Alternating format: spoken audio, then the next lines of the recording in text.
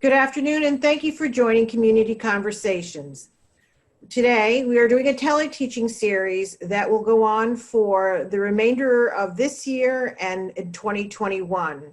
And the first session is on an introduction to free digital tools for educators and parents. And to do a greeting and a welcome from the School of Education, Dean Jason Lane. Great. Thank you, Jerry. Welcome, everybody. Thrilled to be with you and thrilled you're with us. It is a beautiful summer day outside, and so we value the fact that you're taking your time to be with us for this important conversation. For those who have joined us before on the community conversations, you've heard me say it, but the University of Albany was founded more than 175 years ago as New York's first public teachers college. And since that time, we have had a mission to really ensuring that we are preparing the next generation of educators and continuing to support the current generation of educators to ensure that the students of our great state have wonderful academic learning opportunities within our schools. We're delighted today to be able to join in partnership with New York State's Master Teacher Program, and thrilled that we have my great colleague here, Josephine Salvador, who is the director of that program, as well as Rory Glass, who coordinates the local Capital District chapter of the Master Teacher Program with us as part of this, as well as some of our Master Teachers who will be teaching with us now and well into the future as this program progresses. But it's a great opportunity, I think, to be able to facilitate a conversation around how do we really ensure that we have high quality learning experience for students moving forward, particularly as we face whatever ensues in the aftermath, or whatever the aftermath might be of COVID-19. We're still not quite sure what that means yet, or ever quite get to the after, but certainly there have been repercussions. And for the last several weeks, we've been talking about what those repercussions may look like and how we might respond to them. And I think now more than ever, we also have the issue with Black Lives Matter coming to the forefront, and we need to ensure that we are both responding to COVID-19, but I think doubly important that we are doing so in a way that is equitable for all, and ensuring that everybody has equal access in education, and that our curriculum is appropriately relevant for everybody within our classrooms. So I'm looking forward to these conversations moving forward, and I'm really thrilled that we're able to bring to you our Master Teachers, who are the real experts in this work, and be able to share their wisdom with all of you. One thing I'll say, this is generated out of what we call remoteed.org, which was a project that was developed several weeks ago now, several months, I think, to be able to provide resources for our K-12 teaching community.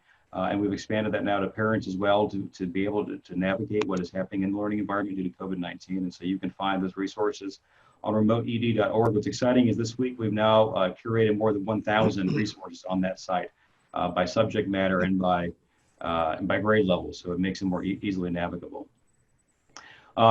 Looking forward, next week we have another community conversation, which we will be co-hosting with the University Center for Academic and Workforce Development, which is a SUNY-wide institute that's focused on workforce development in particular.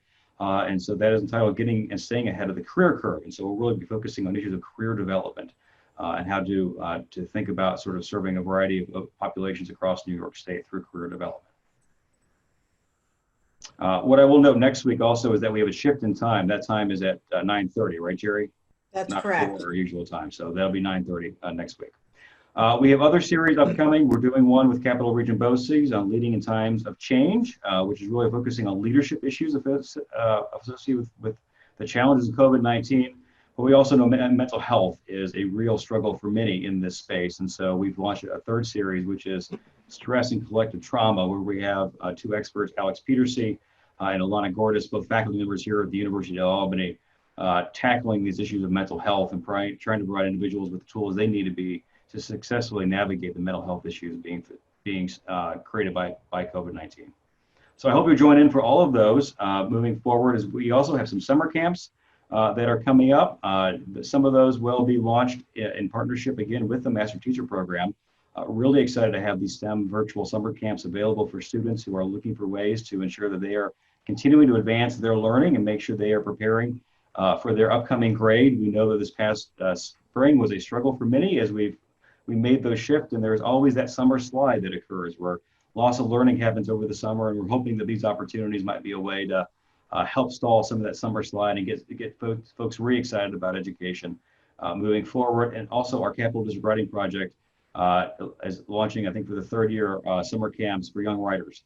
Again, tackling issues of writing and creativity and critical thinking in the virtual realm this year, as opposed to face-to-face. So I encourage you to take a look at those and sign your children up or share them with your neighbors or others in your network as well.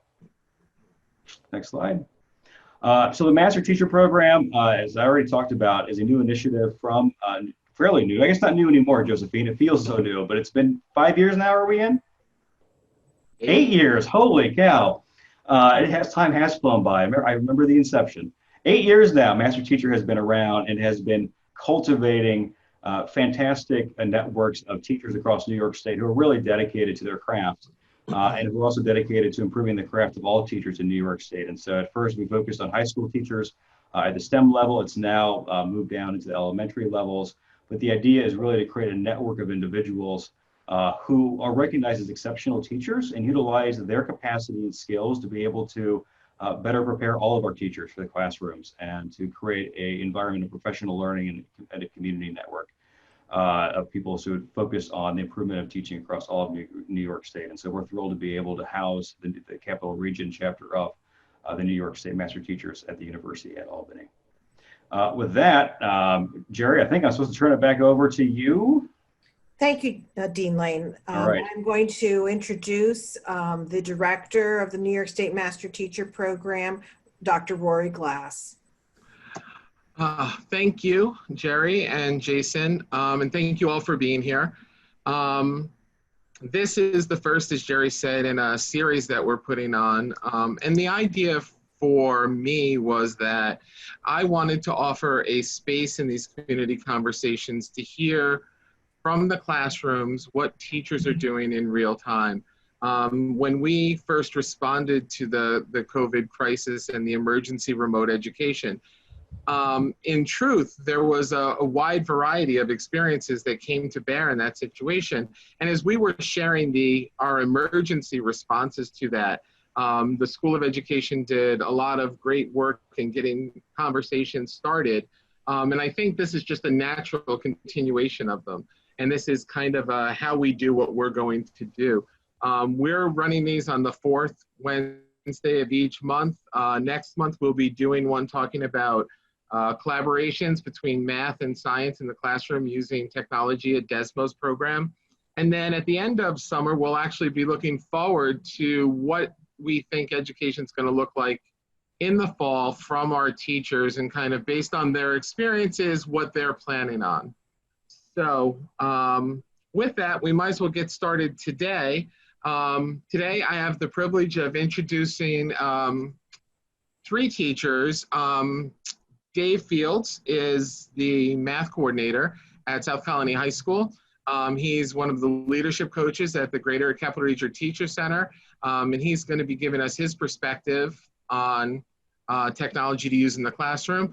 Michele Famoso, a dear friend that I've gotten to work with, and it's so great to see her again, is a New York State Master Teacher Emeriti, which means she has completed her 4 years, and we continue to bug her to help us out whenever she can. She's a great voice of wisdom in all things STEM. And Connie Woytowich, who is a current master teacher, also from South Colony High School. And she's going to be the one who's actually going to be facilitating much of this conversation today. So, Connie, if you're ready to take it over, please, the show is yours. Hey, so first, thank you, Michele and Dave, for joining us. I have worked with Michele and Dave for years. But what you should know is that Michele is the person that during COVID, we were on the phone, texting, talking, 10 o'clock at night, 11 o'clock at night. Dave and I have done several PDs together. I am sure that he will be in the Master Teacher Program someday. And I'm very excited that these 2 high-quality teachers are with me today. So Dave is actually going to start us off with something called Edpuzzle.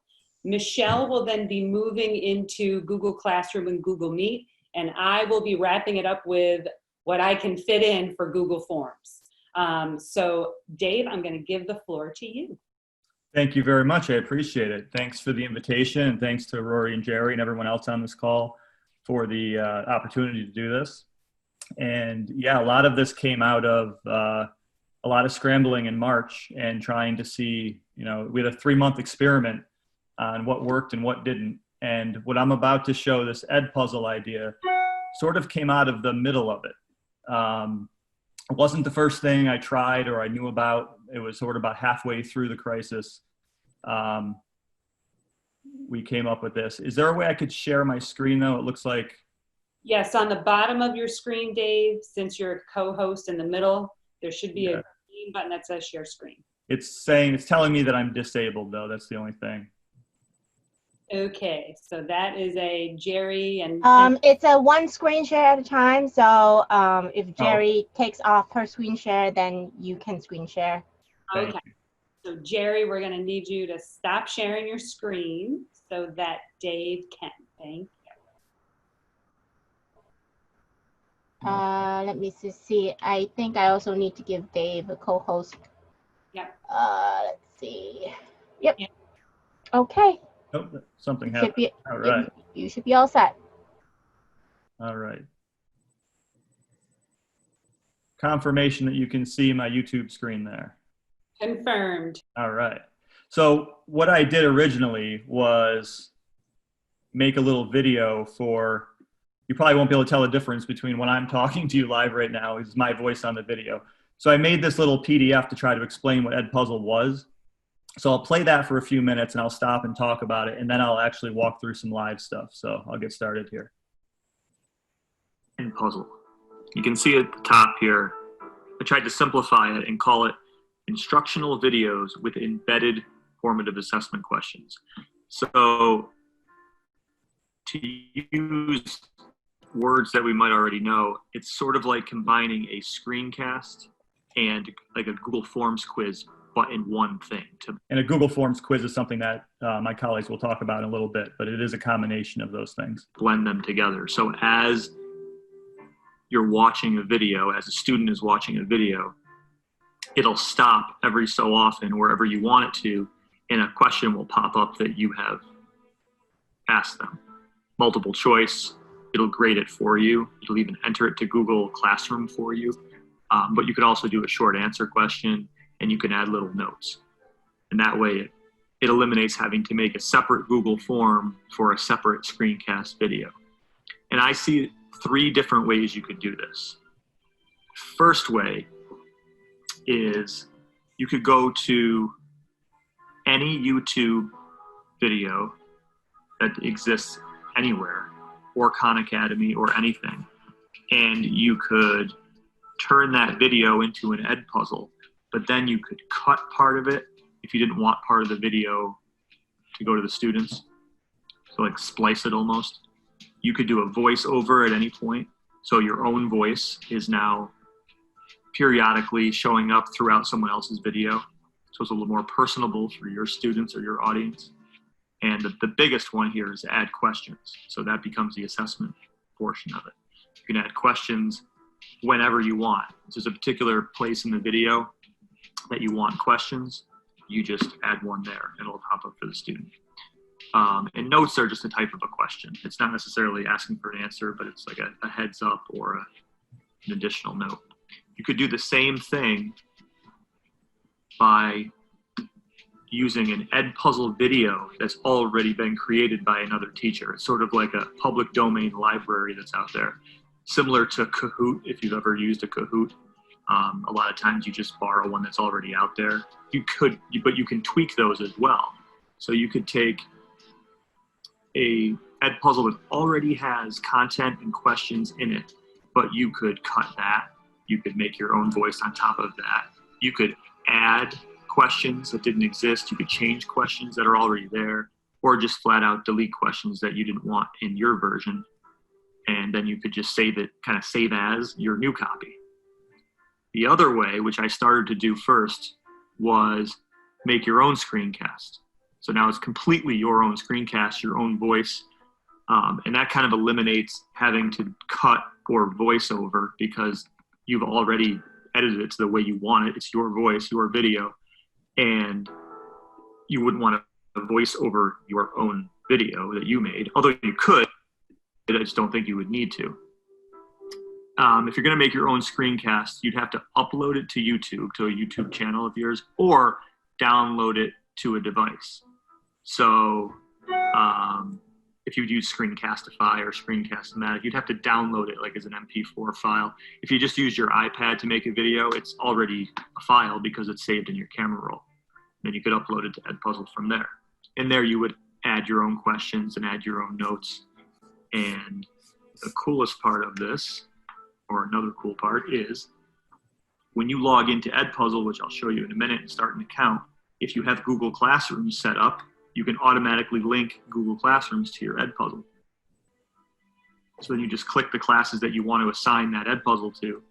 And I realized that once you share that on Google Classroom and the students watch the video, first of all, it'll tell you if they watched it, how long they spent watching it, and what their score is. It'll also put their Google Classroom score right in for you. So if you look at Google Classroom, you'll see the score, and it'll scale it to whatever you wanted. If it was out of 20, it'll reduce the fraction to whatever score you wanted it to be in Google Classroom. So that's a really neat feature too. So I'm thinking you might want to pause the video or screenshot this right here, just so you have like kind of an overview of how it might work, whether you want, method 1, method 2, or method 3. I'm not sure if it's recorded and this is available later, then nobody would need to do that. But if anybody wanted to screenshot this PDF right now, if we don't have access later, it would be a good idea. But these are the 3 methods that I really think could apply to a whole host of teachers, depending on what you're used to. And maybe you'll find that, like I said, I've been using only this, but I'm thinking there's some really good ones out there already, but I want my voice on it and I want my questions on it, but I could take an already made video and probably spend less time fixing it or editing it, personalizing it, customizing it than I would if I made my own screencast. Okay. So hope you enjoyed my music. I made so many videos for my students that I had to keep them engaged, and we settled on music. So that's how the music got in there. It became a habit. Okay, so now can you see my Edpuzzle's website screen? Okay. So this is what it looks like when you log into Edpuzzle and you have an account. So once you've decided how you're going to do it, you'd log in. And the first thing you need to do is decide, are you going to use, if you look over here, popular channels. Let's just talk about the first 2 for a minute. If you look on the Edpuzzle database, you will see Edpuzzles that have already been created. So you could just use these as they are and have to do no work. Now you could also take them and change them and personalize them and delete some things that maybe are irrelevant to your class or your students. But if you notice, can you also see my mouse if I'm circling something? So right here, you see this like 4 little teardrops. That means that this video already has 4 questions that this teacher, wherever they were, made this, and it has 4 questions. This one over here has 13 questions. This one has 12. And it depends what you're looking for. So if I'm working with 2 science teachers here, so let me get out of my comfort zone. Let's say we're looking for videos on mitosis. Some teacher already made this video, which has questions in it already. So if I was to check this out, you see the 15 here? That means, if you look at the bottom of the screen, every time there's a little teardrop, those are questions. Now you can change them. You can edit it over here. So you can say, well, I didn't teach that particular thing, so I'll get rid of that question. Or, hey, I want to add a question in here somewhere in the middle. So you can take these and edit them any way you want. Or you might say, hey, that's exactly how I want it. I'm going to give it a roll, and those are the questions I want, and it'll grade it as is. Now, another way is, let's say you just wanted to find a YouTube video that didn't have any questions yet on it. I mean, YouTube's full of everything, including Khan Academy is really its own category, but I consider that something that you find on YouTube anyway. So if I just went to YouTube and I typed in mitosis, these are YouTube videos. Now notice that these don't have questions, teardrops underneath them. So these are just run-of-the-mill, non-Edpuzzle videos that just exist on the internet. So if I wanted to maybe use this one, I'll pick this one here. You could then add in your own questions. So you would copy it and edit it, and you could stop the video anywhere you wanted. Comparison. Present mitosis results in body cells. And after a fact is said, or you want to make sure that they heard something or understood it, you could pause right there and add a question right at that moment. And a lot of teachers that use this notice that you probably should put something important at the very, very, very end. Because if you have a gap and your last question is, say, around here, students tend to notice that there's nothing left and then they stop watching it. So it's really important to have a final question at the very end, so it forces them to watch the whole thing. Because one feature about Edpuzzle is you cannot go past the question without watching the video. It doesn't let you advance until you answer the question. So you have to watch that much of it.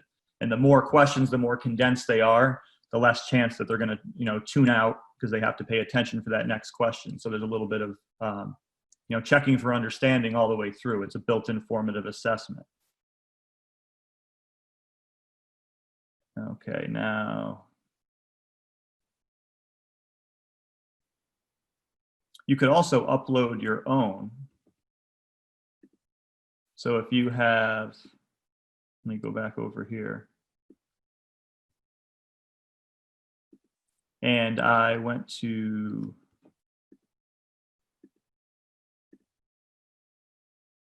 content. Let's see. There is a way you could just upload your own. You can go to add content, which is not showing on this screen, but when you add content, that's when you could upload a video that exists on your computer, that exists, maybe not on the internet. Maybe it's a file on your computer or on your iPad or even on your phone or in Google Drive or anywhere. You just upload it that way. And then you put it right into Edpuzzle and make the videos that way. So to wrap up, can you see my Google slide here? Yes, we can. Big, huge Edpuzzle. All right, so because of privacy, I didn't want to click on obviously I couldn't click on my own classes and show you with the students. So I just screenshotted a couple of things to show you some features. So this was something from assigned in May, and over here was all the students' names. And you can see like 2 of them did not do it at all. These are the scores for the students who did do them based on the percentage out of 100 of the questions that I asked. This tells you is the last time that they watched it. This is when they turned it in. And something even better than this data is this. This is an individual student. So his or her name is blocked out up here. It tells you the grade. It tells you what % of the video they watched. So you can see if they did skip or quit early. It tells you their score. It tells you how much time they spent on it. And this is interesting because they spent 15 minutes on it total, including rewatching anything and including taking time to figure out the questions. The video was only 14 minutes and 38 seconds. So that tells me that probably not a whole lot of engagement was spent on this because it's exactly the same amount of time almost as the video. And all these ones mean that this student never went back and rewatched something. So if they got to this, say this question and they weren't sure, they zoned out, all they have to do is click rewatch and they could see that little segment again. But this student never did that because it says they only watched each one time. So that's kind of an interesting feature too. That's helpful to teachers. And then you can click on each student there and you could see each question that was graded. And you could give feedback. It doesn't have to be multiple choice questions. If it's multiple choice questions, then it's it'll grade it for you and put it right into Google Classroom. If they're short answer questions, then you would have to self-grade them. But either way, you can give feedback right there on that slide. And at this point, I want to make sure we get all their other stuff in. So if anybody wanted more information on this or wanted to pick my brain on it or share some things, wanted some clarification, feel free to email me at the Teacher Center. and at that address there. And if anyone had any questions at this point, I'd be happy to answer them. But if not, I'll turn it over to Connie again. Any questions for Dave? Doesn't look like anything in the chat. So thank you so much, Dave, and we'll go right to Michele, who's going to be talking about Classroom and Google Meet. Yes. I think Google Meet first, right? Yes, Classroom first. And so what I need to do now, Jerry, I'm going to share my screen if that's all right with you. Just waiting for it to let me do that.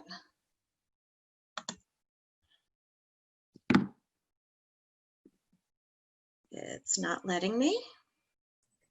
Penny, can you let Michele share her screen, please? You should be able to now. Okay, let's see.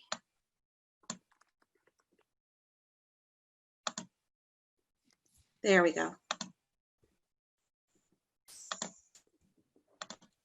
Okay, can you all see my screen? Yes, we can. Okay, great. So I was pretty much a novice to Google Classroom when we went remote, when we started learning from home back on March 16th. And so what I've learned how to do was pretty much out of necessity. And, you know, I'm not a stranger to Google. In terms of, if I don't know how to do something, I will go to Google and say, how do I do this in Google? And then I just start watching videos. And eventually in the PowerPoint that we're going to share out with you, there are several resources that I have found were extremely helpful in organizing my Google Classroom space.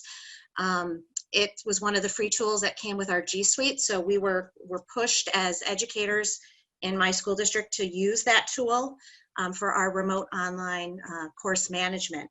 And so what I'd like to do is show you some of the features that are here. This is what my Google Classroom space looks like right now. I have my classes from this past 2019-2020 school year in here, and our school district had broken them up by class periods. I teach high school physics, both the New York State Regents course, 3 sections of that, and my AP course. I'm also the advisor to our STEM club, which had a classroom already existing, and then my AP physics course had a classroom over here. So those were already set up, but if you're starting something brand new, you may have to work with your IT person to get one set up, or you might be able to do it yourself. For example, I have a Google Classroom here that I set up for my AP Physics course for next year. My students have a summer assignment to work on. I can't physically go and give them an assignment to their homes, or we weren't in school, so I created a Google Classroom for them. And so they're in there now working on assignments for me. And I created one for today, but let me show you how you would create your own, and then we'll talk about how you might organize the space. So if you want to create a classroom, you just come over here to the plus sign and say create or join. If you're a student joining a Google Classroom, your teacher would give you a join code, which I'll show you, and you would type that in. Or if you're the teacher creating the classroom, you would go to the plus sign and say create a class. And then it asks you for information to input about the name of the course and so on and so forth. I already have one created for our conversation today, so this is the one I want to show you. And it's blank. What's interesting about Google is they look at the title of your classroom in Google Classroom, and they assign it its own background based upon what you typed in. So community conversations, we're having a conversation over coffee, it looks like. So that's what's there. This is what we call the stream in Google Classroom, and the view that you're looking at is the teacher view. The student view is very similar to this. If they are in multiple classrooms or multiple courses, each course conceivably could have their own classroom within this entire suite.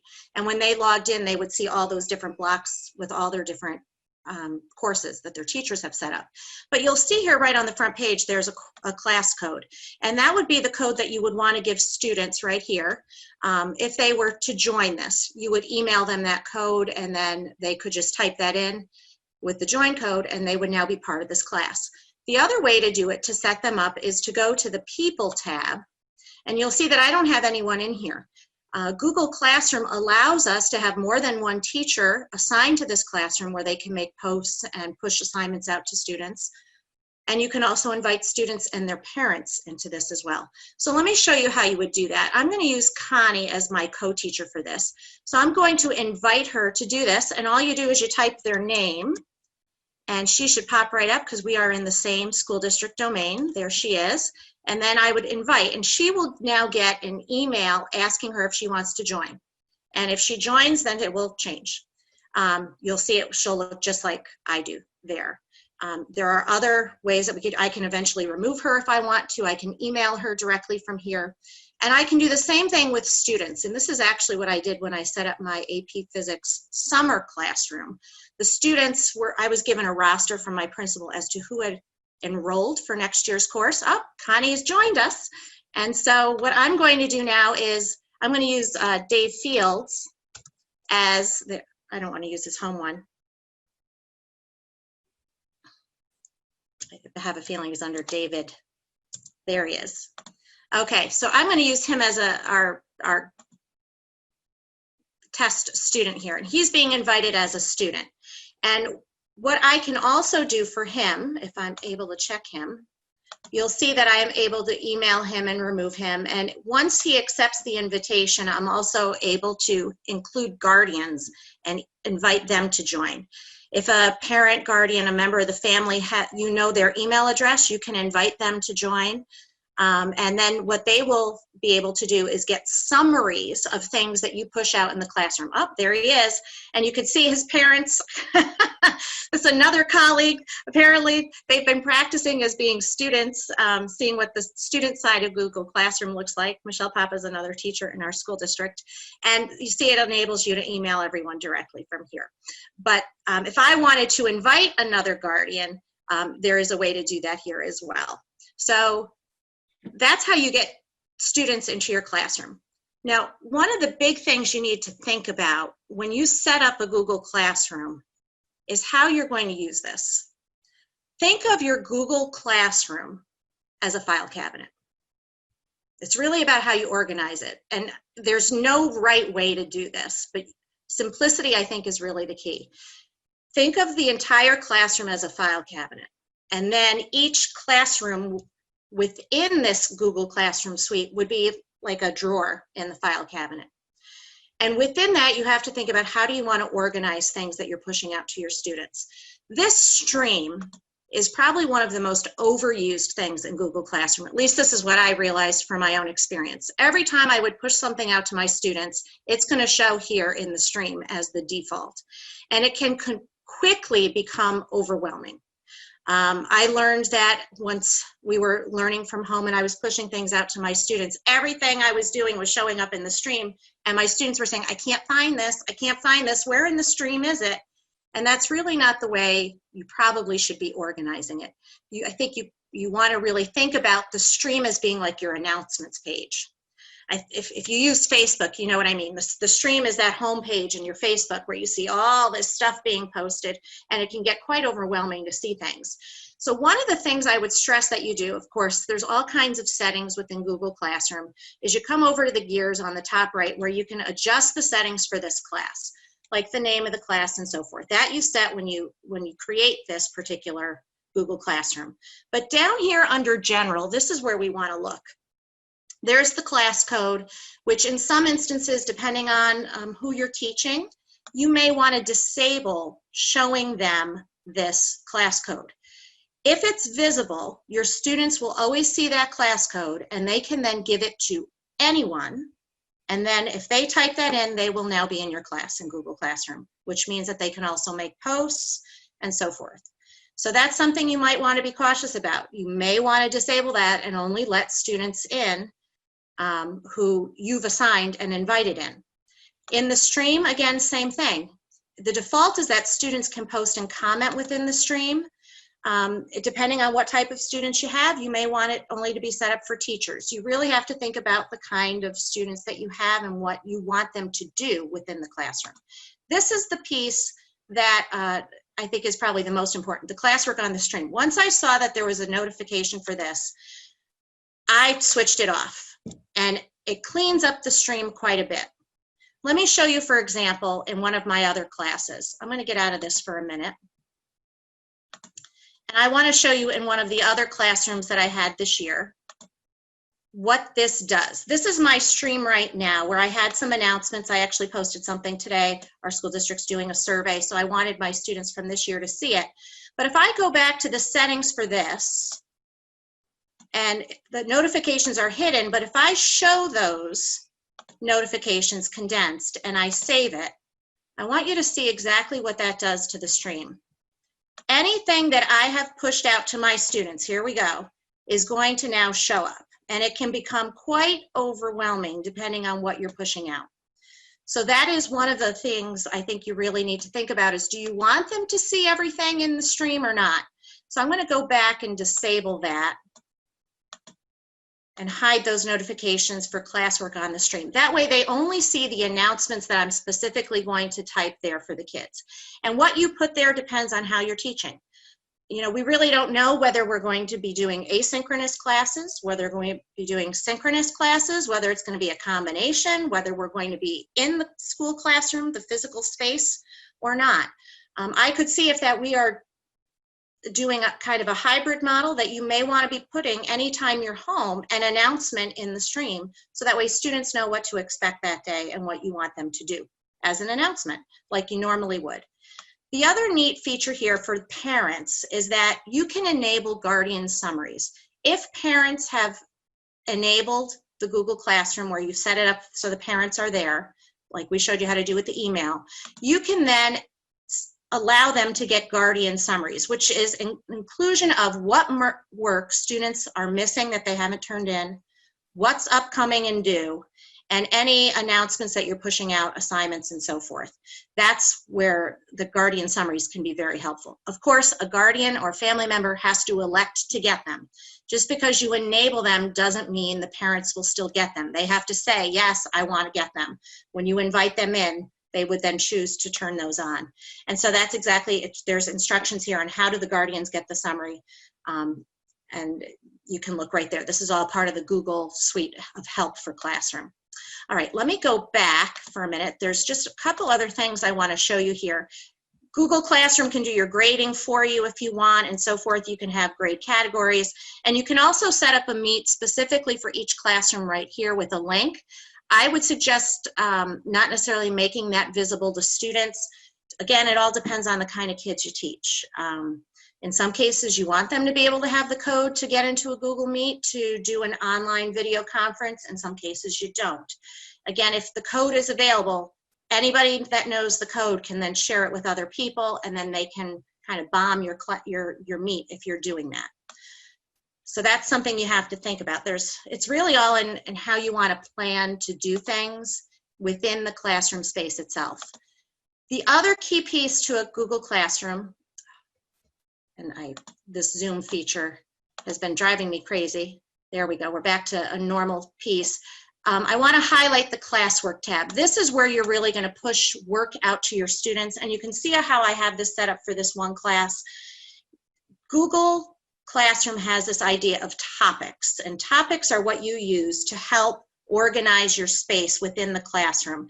And it could be by week, it could be by unit.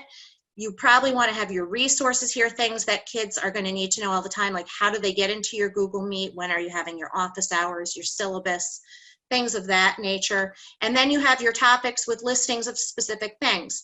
Anytime I had a Meet, I was actually meeting with my students in real time. I had a Google Meet with them every day from 9:30 to 10:30. And for high school juniors and seniors, that's kind of early. So I wasn't getting 100% participation in the live Meet, but I did record it each time. And I'll show you how to do that in a minute. The recording I then posted into the Google Classroom. So if they did not watch or needed to rewatch, they could go right to the recording posted here. But then you'll see there's all different kinds of things that you can post, assignments, other resources, materials, and so forth.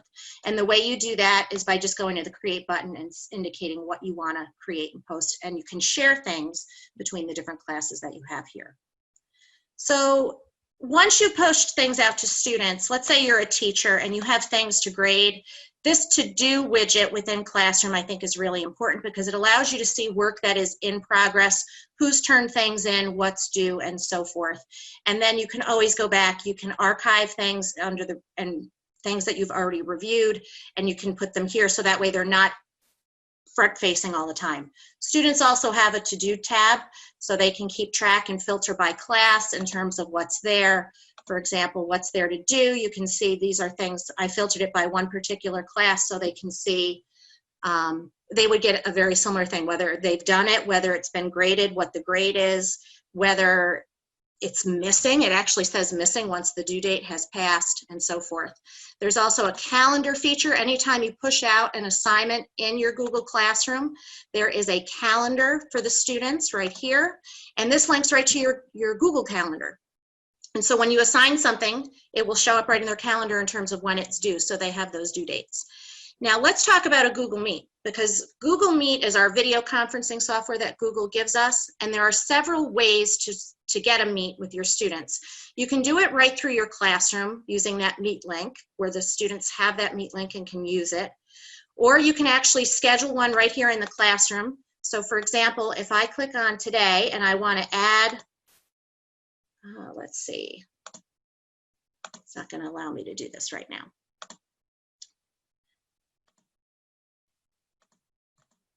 Normally, when you want to add an event, and I don't know if, because I can't see my full screen, let me actually go to my calendar. There we go, calendar.google.com. If I'm in my actual Google Calendar and I want to add a meet with someone, I would do it right from here, where I can actually schedule it, and you'll see there's a button to add Google Meet video conferencing, and you can send an invitation to those folks who you want in your Google Meet by email address or so forth, and have it here. You can set it up to be recurring. The other way that I find to be really important, and our IT department set it up, here's Meet, meet.google.com. You can also get it from the waffle, of course, find the Meet icon, but you can join or start a meeting using a nickname. And what nicknames do in Google Meet is they create a meeting code that is hidden to the students, and it's only active while the teacher is in the Meet. They can't get into it unless you're there, and once they're out, once you log out, they can't get back in. So it's a way to kind of prevent kind of the bombing, if you will, of our Google Meets, kind of like we've heard of that with Zooms and so forth. But if I just want to join a Meet or start a meeting, I can just click and I can create a nickname here, like I'm going to do one right now with my last name. So anyone within the scolony.org domain that has that Famoso nickname could then join me within the Meet, and you'll see that it's starting up. You're not going to be able to see a camera because I'm using my camera for our Zoom right now, but then you just join. And then if there were other people I could, outside the domain, I would actually have to give them this Meet code right here to use to join us. Okay, and I can email them that info by just clicking on the copy. Once you're in, you can present just like you do in Zoom. You use this button over here on the far right to present now. Google, remember, is integrated with Chrome. And so if you are presenting something outside of your Chrome, like a PowerPoint presentation, which isn't in Chrome, then you would have to do a window. Otherwise, you would do a Chrome tab, present something else, and you would then select something like this, and then share it, and then everybody could see this, and it will also play the audio for you. You can also record. There's a record button down here. Let me stop sharing for a minute. But you can record this meeting by just clicking here. It will save the recording to your Google Drive in a folder named Meet, and then you can post it in your classroom, or you can upload it to YouTube, however you want to do it.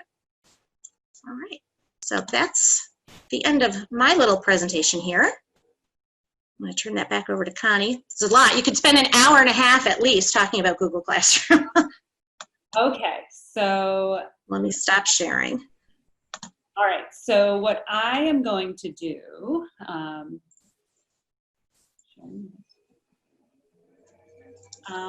I just need Penny to add me as a co-host so that I can share my screen. Well, it's disabled right now, Penny.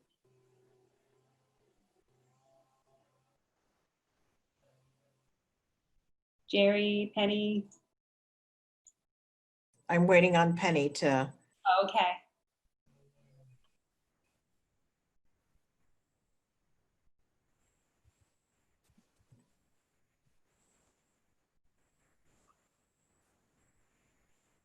So I guess, She must have stepped away, so I can share my screen.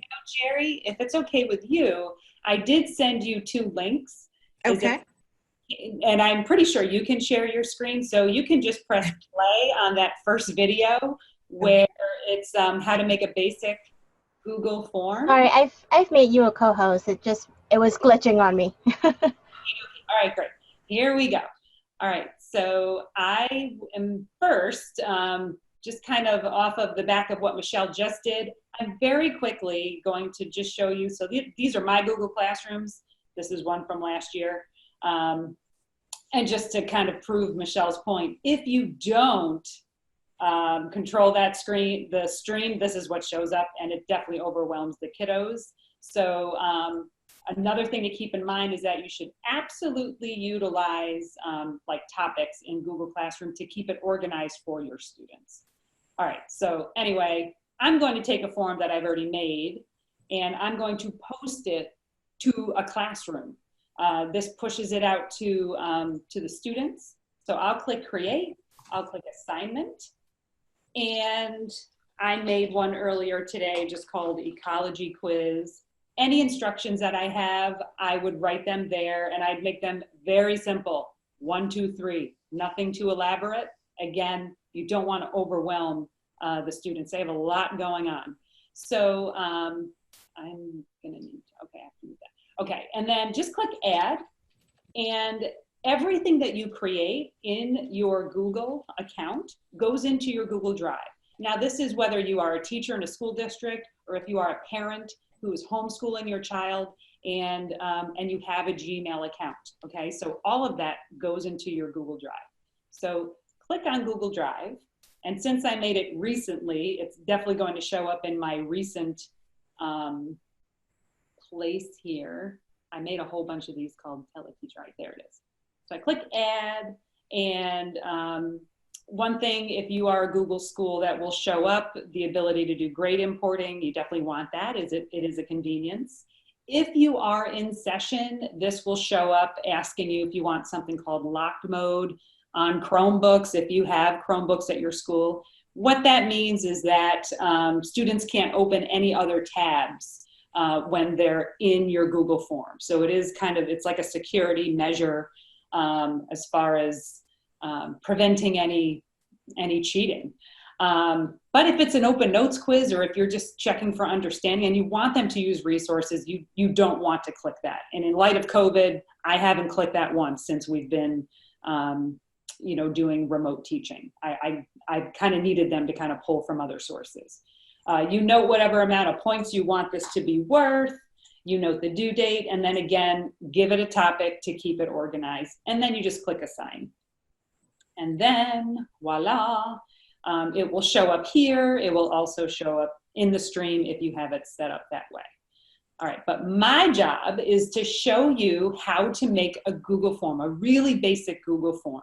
So before we potentially run out of time with me, I do want to let you know there are 2 videos that Dr. Rivera-Wilson has put onto the resource page, and both of those are from me and will go much slower and take you through all of the little tiny points of how to make a Google form. I did want to take you on a quick tour, and then I'll go through the basics of a Google form. All right, so this is a unit test that I made, and what's significant, what I wanted to show you are the different types of questions that may show up. So these are, multiple choice questions where a student would, click one of these. This down here, hang on, I'm scrolling. These are matching. So this is a type of a question where you might do matching. These, for example, this is genes and what the genes do. So, and this is an example of an extended response section. And this is one where I have, a little reading component, and then they have to answer some questions. So that's one. This one is, again, all multiple choice. This one is super easy, and I'll show you that one later. Another multiple choice. This one is, again, reading with little subsections. with longer questions.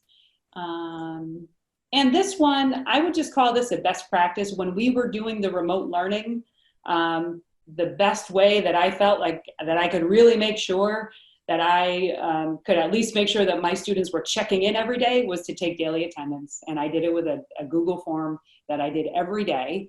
And I would simply duplicate the form. So I go up here and make a copy of it. And when you make a copy of something, all you have to do in the sense of that daily attendance is I just had to change the date.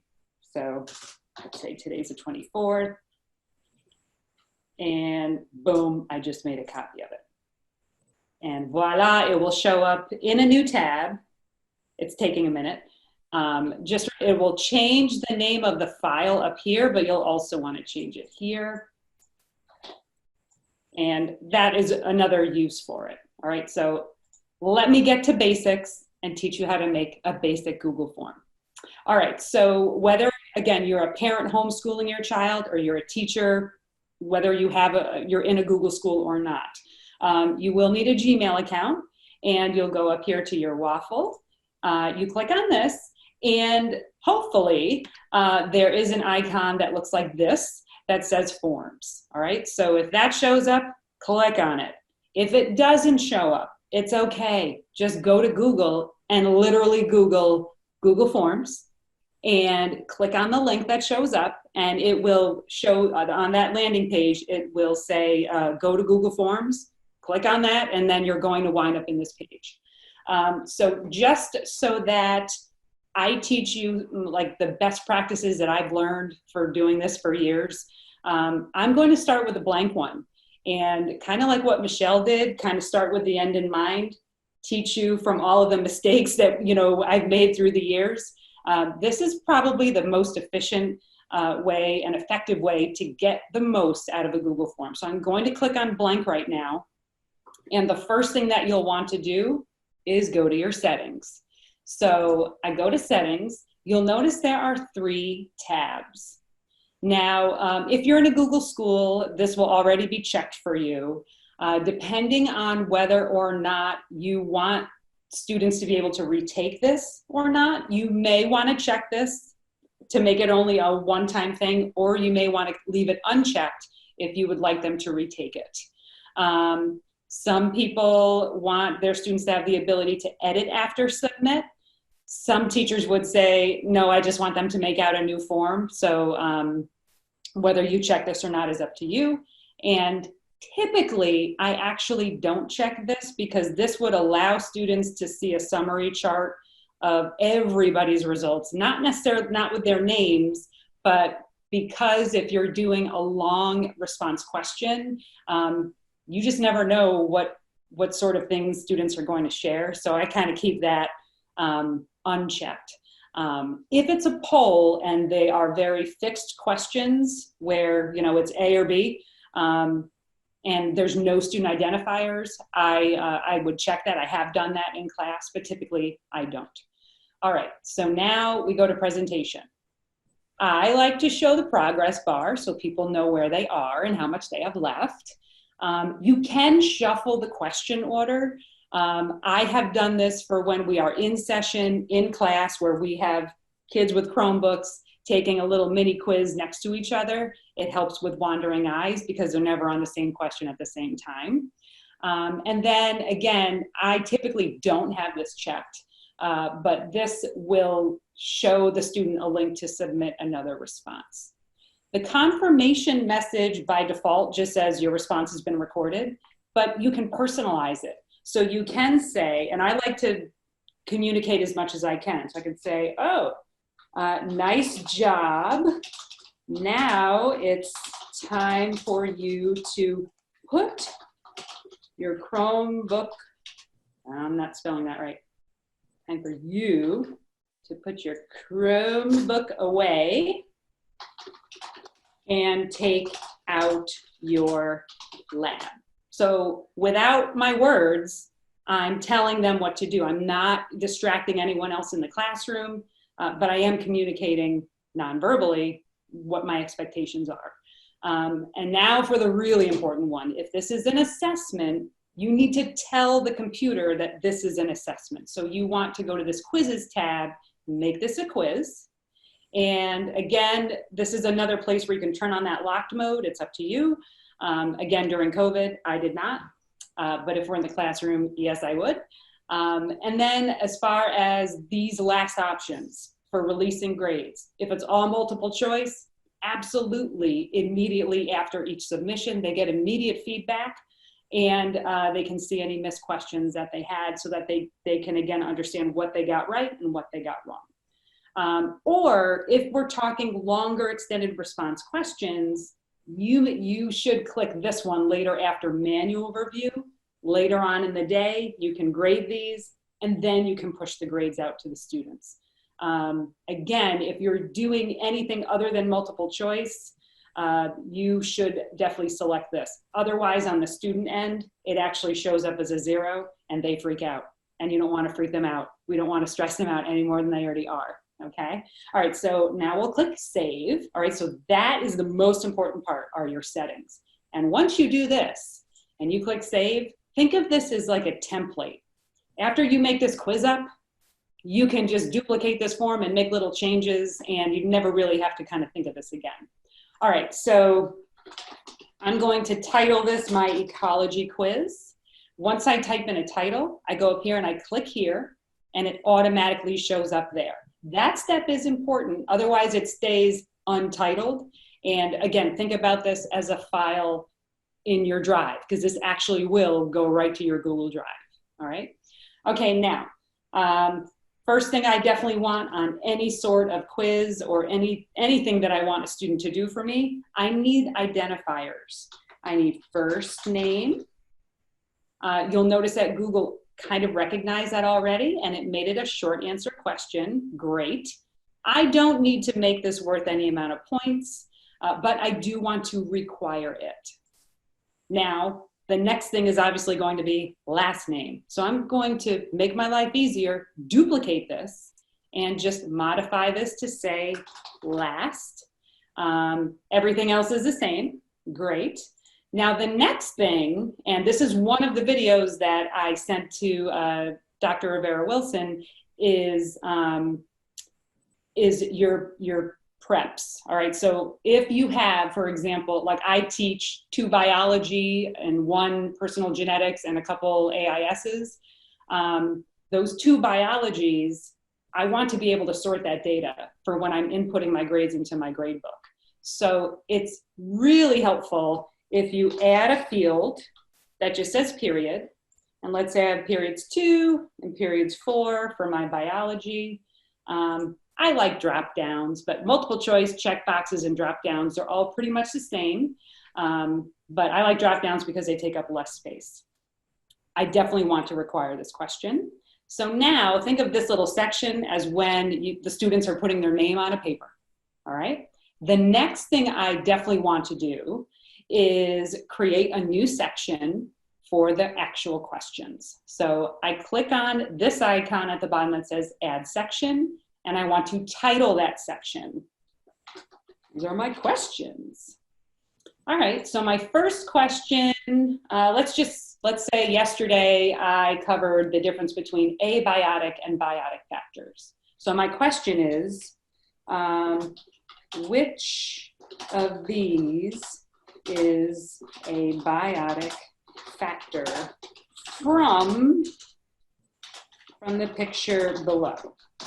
Now you might be like, well, where's this picture? Well, I'm going to show you how you can put a picture in. So you're going to take your mouse and you go right here, and it just appears like out of nowhere. See that? Boom, it appeared out of nowhere.